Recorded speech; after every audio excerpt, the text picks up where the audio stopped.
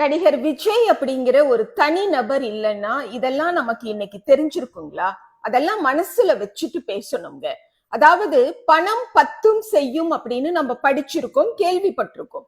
ஆனா அதே பணம் இறந்து போனது என் பையன் தான், இப்ப அதனால என்ன அப்படின்னு ஒரு அம்மாவை அவ்வளோ எளிதா பேச வைக்க முடியுமா? அப்புறம் இறந்து போனது என்னோட தம்பி தான், அதனால என்னங்க, அதான் நான் இருக்கல்ல அப்படின்னு ஒரு அண்ணனை சொல்ல வைக்க முடியுமா? அப்படிங்கறது எல்லாம் நாம் தெரிந்து கொள்ளவும் அறிந்து கொள்ளவும் உதவி இருப்பவர் நடிகர் விஜய் அப்படிங்கிறத மனசுல வச்சுக்கோங்க. கரூர் சாவு நடந்து ஆளும் திமுக அரசாங்கம் துவங்கி அனைத்து கட்சிகளும் பணத்தை கொடுத்து முடிச்ச பிறகு சாவு நடந்து 22 நாள் கழிச்சு தாவேக்கா விஜயோட கட்சி நாங்க உங்களுக்கு 20 லட்சம் தரப்போறோம், அந்த பணம் உங்களுக்கு வேணும்னு சொன்னா பணத்தை வாங்கிட்டு என் பையன் இறந்ததுல எனக்கு வருத்தம் இல்ல, அந்த கட்சி இதுக்கு காரணம் இல்ல, அந்த தலைவர் மேல நான் குறை சொல்ல மாட்டேங்கிற ஸ்டேட்மெண்ட்டை நீங்க கொடுக்கணும்னு சொன்னாங்க.